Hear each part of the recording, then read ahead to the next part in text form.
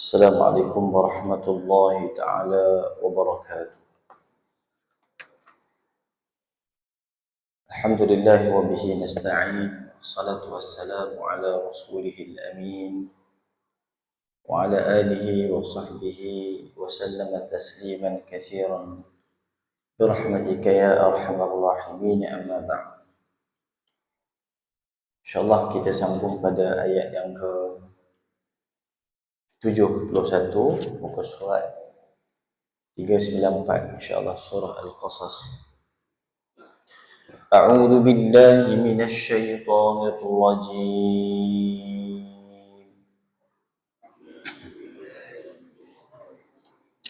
بسم الله الرحمن الرحيم.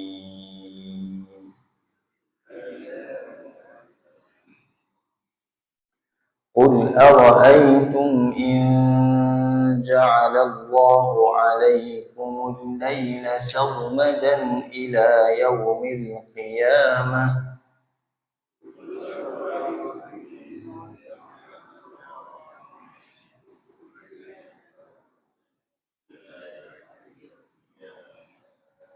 من إله غير الله يأتيكم بضياء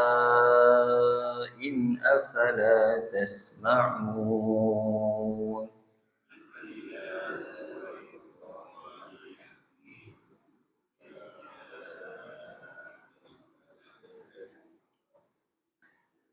قل أرأيتم إن جعل الله عليكم النهار سرمدا إلى يوم القيامة من إله غير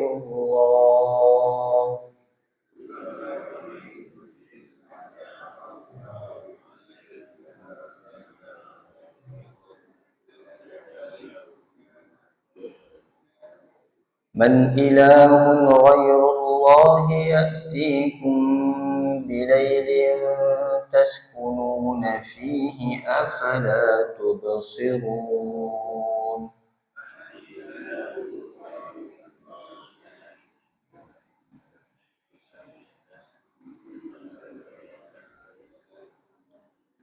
ومن رحمته جعل لكم الليل والنهار لتسكنوا فيه ولتبتغوا من فضله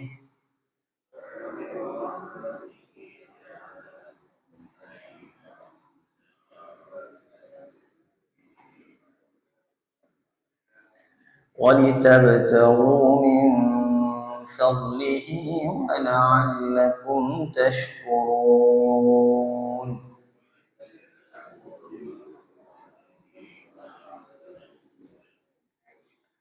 ويوم يناديهم فيقول أين شركائي الذين كنتم تزعمون.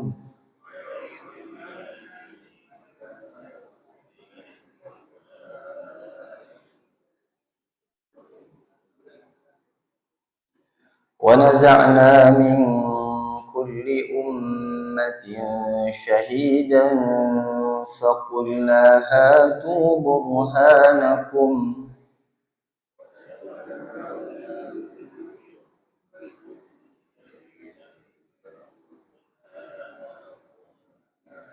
فعلموا أن الحق لله وضل عنهم ما كانوا يفترون.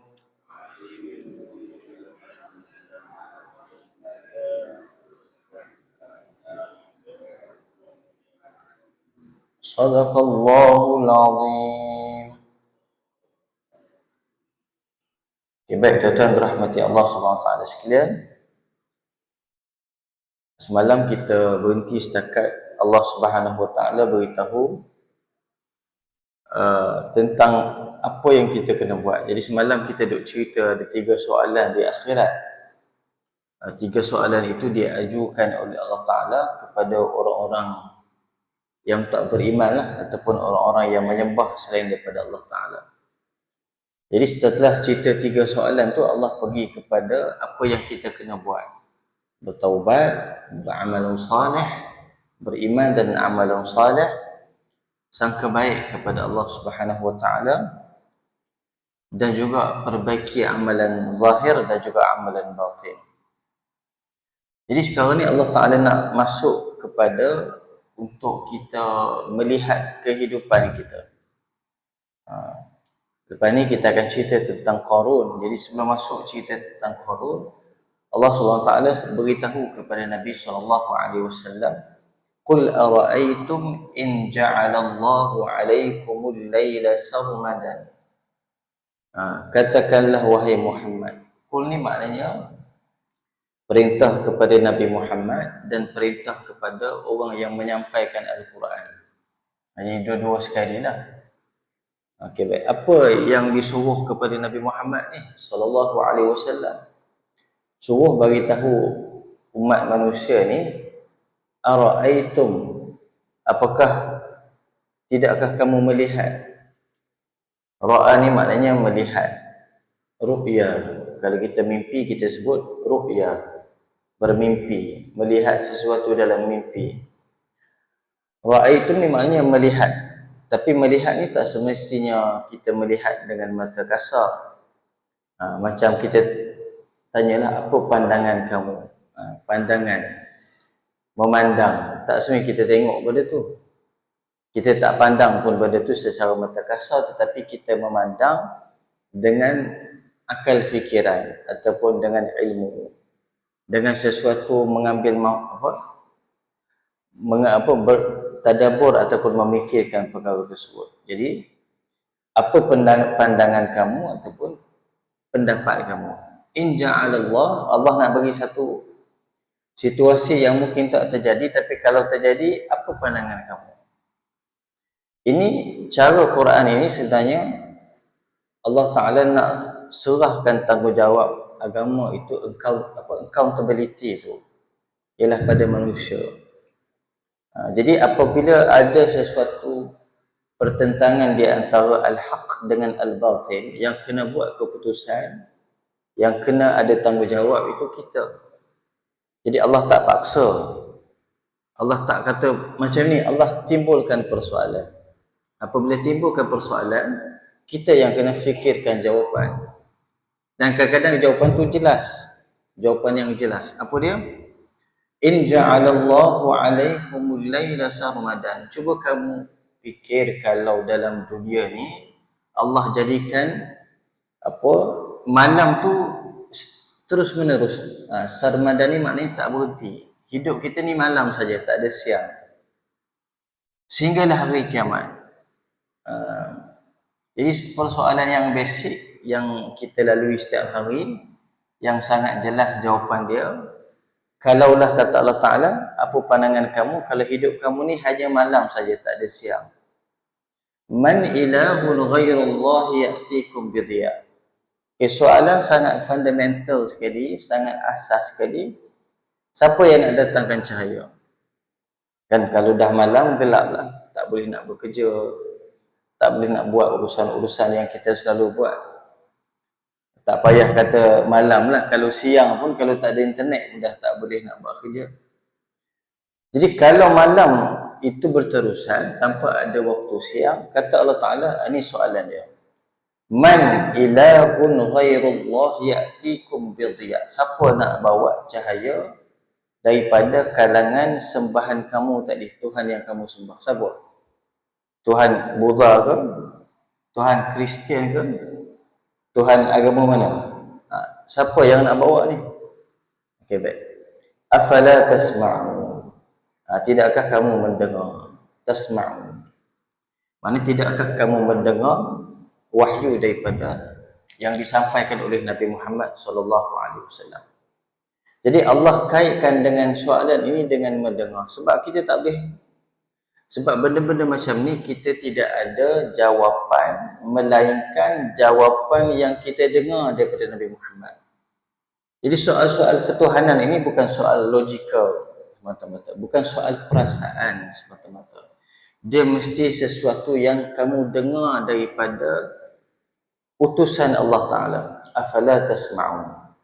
Jadi Allah timbulkan satu persoalan, dan kamu tak boleh nak jawab, maka Allah tanya afala tasma'un, kerana salah satunya cara untuk kamu dapat jawapan ialah kamu mengambil secara sama'i ini maknanya ilmu-ilmu yang bukan semata-mata akli, bukan akal saja, bukan semata-mata qalbi, jiwa saja, tetapi ilmu yang bersifat sama, yang mesti kamu ambil daripada sanad yang bersambung sehingga sampai kepada Nabi SAW. Sebab tu kata para tabi'in, al-isnanu minad din, laula al-isnad laqala man syaa ma syaa. Sanad itu daripada agama. Kalau tidak kerana ilmu sanad, riwayat ini, maka setiap orang boleh claim ini agama, ini pandangan agama, ini Islam, ini Tuhan. Okay, baik. Maka Allah kaitkan soalan pertama tu dengan sama, nak beritahu ada justifikasi agama. Kekuatan iman itu benda yang mesti datang daripada wahyu, dia dengar daripada Nabi SAW. Itu yang pertama. Soalan pertama tu clear cut lah. Soalan kedua pun sama juga. Qul ara'aytum in ja'alallahu 'alaikumul nahara sarmadan ila yaumil qiyamah. Soalan kedua ni, kalau Tuhan jadikan siang, siang, semuanya siang sehingga ke hari kiamat, man ilahun ghairallahi ya'tikum bilailin taskununa fih. Siapa di kalangan Tuhan kamu yang kamu sembah tadi nak datangkan dengan waktu malam yang mana kamu boleh rehat padanya. Ini lagi deep lah, lagi dekat dengan kita sebab dia melibatkan rehat. Kalau tadi dia melibatkan waktu bekerja. Malam ialah malam disebut sebagai taskunun. Taskunun ni apa? Daripada perkataan sakan. Sakan ni sakinah, tenang, rehat, mental dan juga fizikal. Sebab tu orang miskin ni sama dengan sakan kan? As-sakinah, tenang, miskin. Sakan juga. Sebab miskin ni dia ada unsur sedikit, dia ada, mungkin ada ketenangan di situ. Dan ada sedikit kerehatan di situ.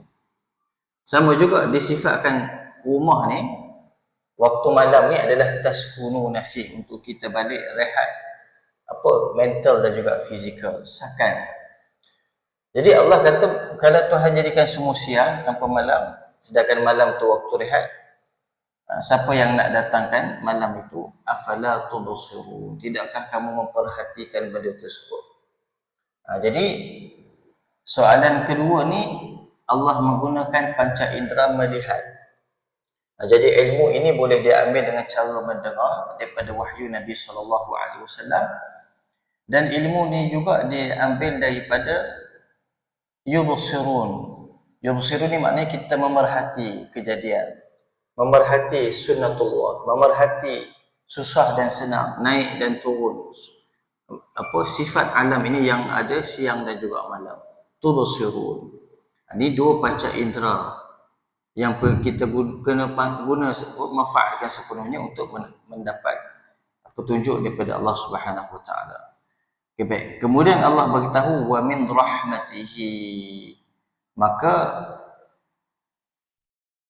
rahmatihi, maka disebabkan rahmatnya ja'ala lakumul laila wan nahara sarmadan. Jadi Allah jadikan siang dan malam ni bukan sebab keadilan, tapi sebab rahmat. Apa beza dia?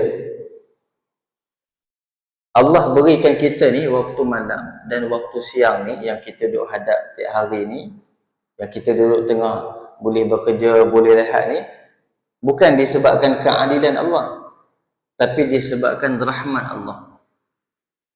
Ada beza. Sebab keadilan itu mesti diberikan kepada orang yang berhak. Jadi kalau orang yang buat zalim, sepatutnya tak dapatlah waktu malam tu. Kalau orang yang buat nayang pada orang, sepatutnya tak rasalah waktu siang tu. Tapi Allah tidak berikan siang dan malam itu di atas sifat adil Allah Ta'ala, tapi Allah beritahu, Allah berikan semua yang ada ni wa min rahmatihi, kerana rahmat Allah Ta'ala, tanpa mengira dia ni Muslim ke tidak, beriman ke tidak, Fir'aun ke Nabi Musa, semuanya mendapat sentuhan itu ja'ala lakumul laila wan nahara litaskununa fihi.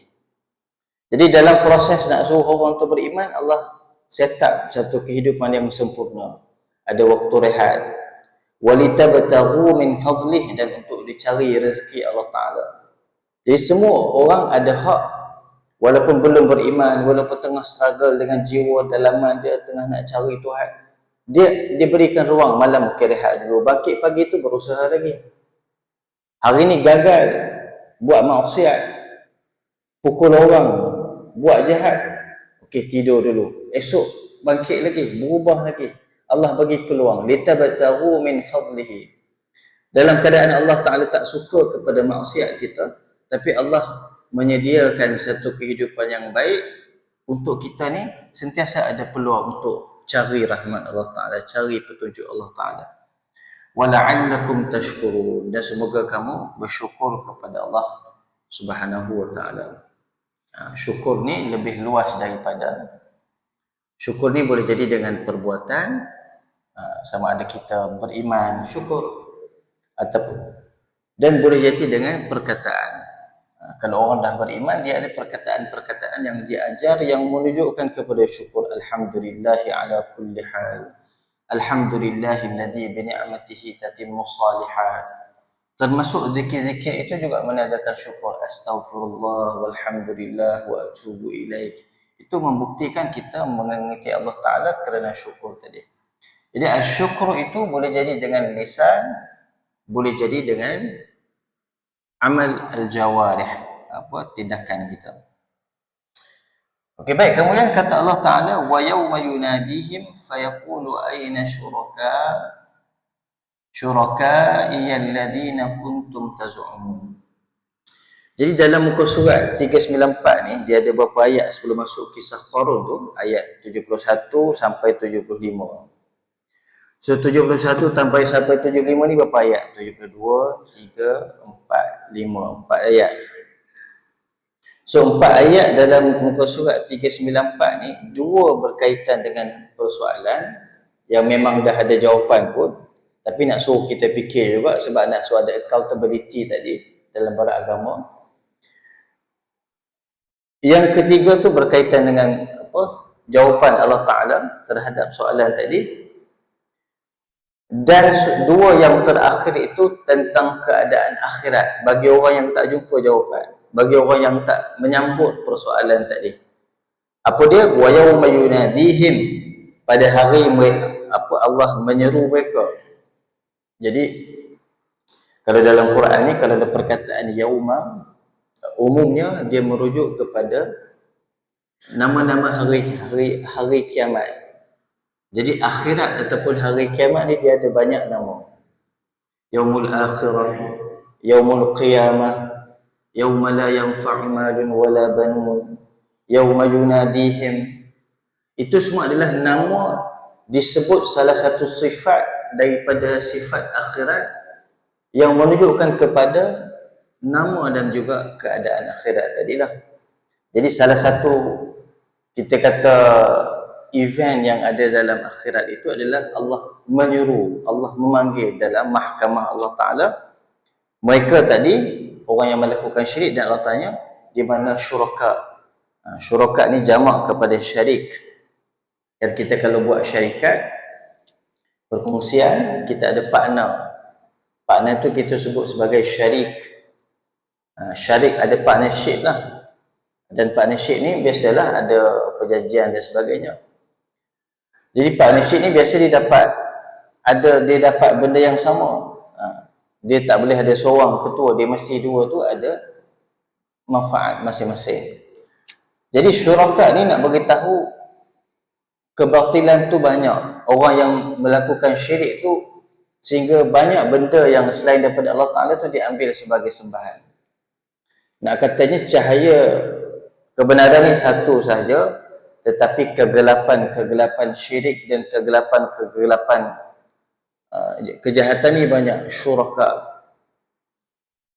Tetapi kata para ulama, kesesatan ini ialah, ataupun kata para ulama, agama yang sesat ini hakikatnya adalah satu agama saja. Maknanya kesesatan ni kumpulan-kumpulan, pemikiran-pemikiran yang sesat, agama-agama yang sesat. Hakikatnya mereka ni adalah millatun wahidah, satu agama saja. Itu agama yang sesat lah. Walaupun bermacam-macam orang cuba meletakkan nama, tapi hakikatnya di akhirat nanti satu saja di sisi Allah Ta'ala. Mereka ni adalah kelompok yang sesat. Millatun wahidah, ibarat satu agama. Alladhi kuntum taz'umun. Jadi akhirat tu Allah Ta'ala panggil mereka ni, suruh datangkan sembahan mereka. Kemudian ini nak buktikan keadilan Allah Ta'ala. Tengok ayat 75. Wa naza'na min kulli ummatin syahidan. Ni tuan-tuan, Allah Ta'ala nak cuba bagi kita, nak suruh visualize lah. Kita nak imagine akhirat tu macam mana ada proses tu. Kita tak boleh faham akhirat ni. Jadi ada tanda-tanda dia. Quran ni dia bagi tahu beberapa tanda yang kita boleh cuba nak imagine lah, walaupun bukan hakikat dia. Jadi salah satu proses yang Allah Ta'ala akan ambil buat itu adalah wa naza'na. Naza'na daripada perkataan naz'un, cabut. Maka kita cabut benda, cabut. Kalau rumput tu kita cabut, naza'. Cabut dengan kuat. Naz'un. Naza' wa naza'na. Jadi seakan-akan Allah tarik macam tu. Bukan nak kata macam saya buat tu lah, tapi nak katanya Allah akan cabut ataupun tarik daripada setiap ummatin. Ummah ni boleh jadi setiap generasi ataupun setiap kelompok itu syahidan, seorang saksi. Dekat sini ada dua tafsiran para ulama. Ada ulama kata Allah keluarkan daripada kelompok mereka tu wakil-wakil orang yang sesat tadi, tok guru mereka, pemimpin mereka yang menyesatkan tadi. Maka kemudian kata Allah Ta'ala, hatu burhanakum. Okey, sekarang ni buktikan kebenaran kamu. Jadi maksudnya kita ni duk ingat settle kat dunia dah, kan? Akhirat ni nak kena jawab lagi. Jadi sebelum dicampak dalam neraka tu, ada proses-proses yang mengancam, kita sebut ta'zib kepada emosi tadi, diminta untuk bentangkan hujah tadi.